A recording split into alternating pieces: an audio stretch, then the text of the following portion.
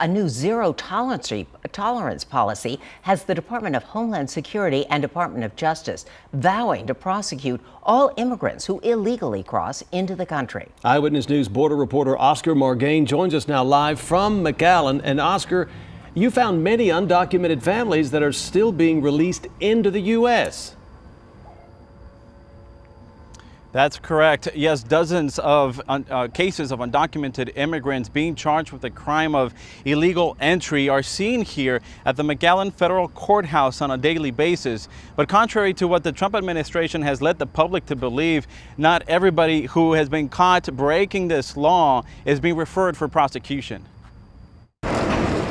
Scenes of undocumented families walking with their children shortly after being released from federal custody continue to this day.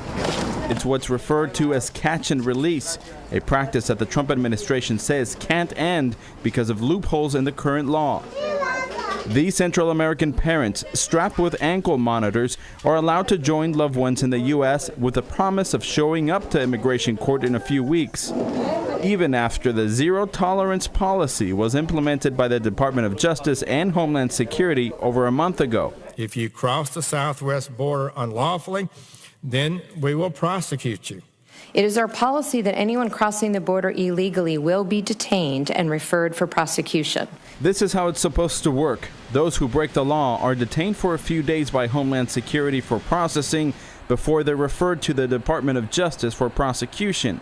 During this time, any parent with an accompanying child would be taken from them and placed in shelters such as Casa Padre in Brownsville. But for most families in this Catholic respite center, that's not the case. Blanca Tupul, a Guatemalan mother of 3, crossed the river 3 days ago, hoping to reunite with her husband in South Carolina. Desperate to give her children the life she never had, Blanca hopes she won't be deported. So why are some undocumented parents prosecuted and others not? So were they referred to us for prosecution?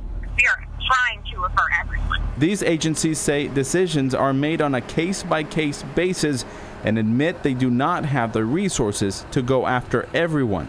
DHS says it's doubled its referral rate to 60% of all illegal crossers to DOJ in the last month. Now, while these agencies intend to implement the zero-tolerance policy to its fullest extent, it doesn't mean that 100% of those caught crossing the border illegally will be facing any charges. They say that the fix lies with Congress. I'm Oscar Margain reporting live on McAllen near the Texas-Mexico border. Now back to you. All right, Oscar, thank you. Well, the Trump administration wants to house immigrant children at Air Force bases in West Texas. The tent cities could be set up at Dyess and Goodfellow Air Force bases near Abilene. Right now, the Department of Health and Human Services has about 11,000 immigrants under the age of 18 in custody in 14 states.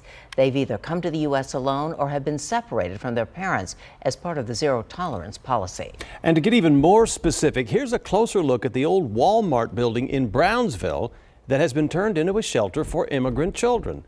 This is the first time federal authorities have allowed the public to look inside the secretive shelter. Casa Padre houses nearly 1,500 boys, dozens of whom have been separated from their parents. This shelter is the largest of its kind in the entire nation. It's equipped with classrooms, medical examination rooms, and recreation centers.